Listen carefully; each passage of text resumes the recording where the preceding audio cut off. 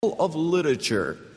Years ago, I memorized it in the King James Version of the Bible, so if I find myself quoting it, you'll notice that the text that I learned is a little different than the New American Standard. But Job here is just caught up in this whole idea of what it would be like if he could actually talk to God.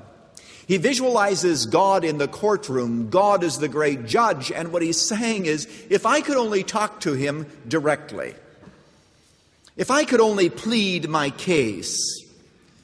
Like somebody said to me, I've got a 10-page letter already written for God that I'd like to leave on his desk. If only he would read his mail. And Job is struggling with this whole question. He's saying, if I were to come to God and plead my cause before him, first of all, would he give me the time of day, or would he simply wipe me out? Oh, even today is my complaint rebellion. My hand is heavy despite my groaning. Oh, that I knew where I might find him, that I might come to his seat. I would present my case before him and fill my mouth with arguments. I would learn the words which he would answer me and perceive what he would say to me. Would he contend with me by the greatness of his power?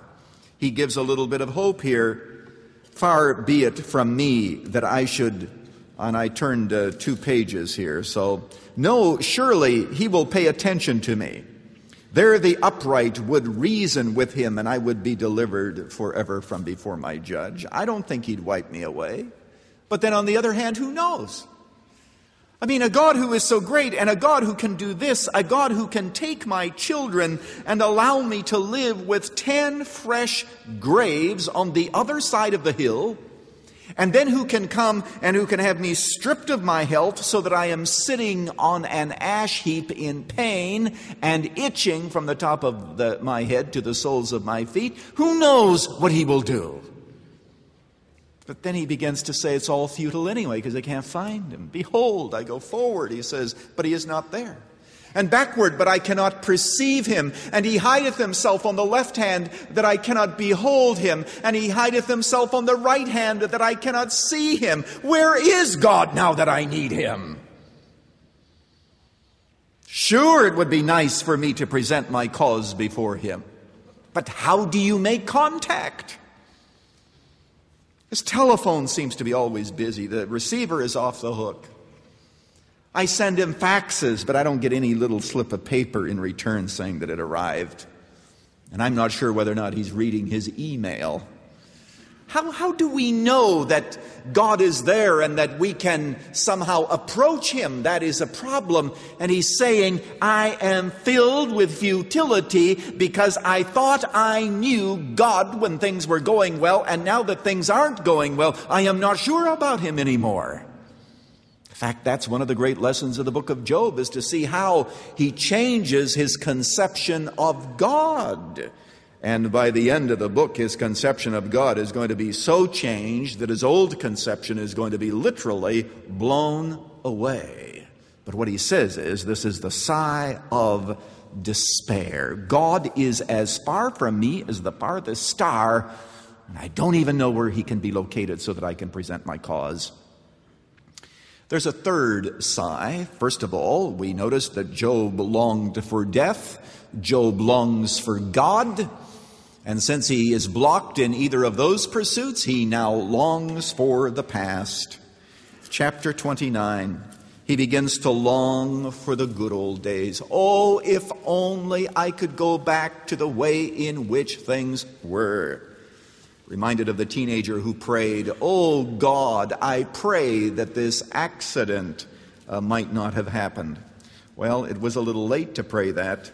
And time does not change. Notice in verse 29, oh, that I were as in the months gone by, as in the days when God watched over me, when his lamp shone over my head, and by his light I walked through darkness, as I was in the prime of my days, when the friendship of God was over my tent, when the Almighty was yet with me, and my children were around me, when my steps were bathed in butter.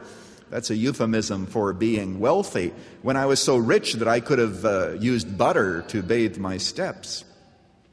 and the rock poured out for me streams of oil. When I went into the gate of the city, when I took my seat in the square, the young men saw me and hid themselves, and the old men arose and stood, and the princes stopped talking. They all said, "Look at there's Job." And he walked with a spurt in his step and with a sense of determination. And they said, "He's that wealthy man, and he's got all those nice kids, you remember. And he's the one, you see, whom God has blessed." And everybody stood for him. Yes, my friend, Job was a man of prominence. This is Pastor Lutzer. And that's why the trial that came to him was so difficult for him to endure. But I hope that you stay tuned, because next time we're going to continue this series. We're going to see how God brought Job out of his problems and established him once again. Thank you, Dr. Lutzer. That was Erwin Lutzer with part 1 of The Size of a Suffering Soul, another message in his series, God, Why Me?, taken from the life of Job. Tomorrow, we'll learn more about Job's inner pain. Running to Win comes to you from the Moody Church in Chicago. This 8-part series can be yours on CD as our thank you when you give a gift of any amount to support Running to Win. Just call us at 1-800-215-5001. That's 1-800-215-5001. Ask about God, Why Me? Online, go to offerrtw.com. That's offerrtw, all one word, .com.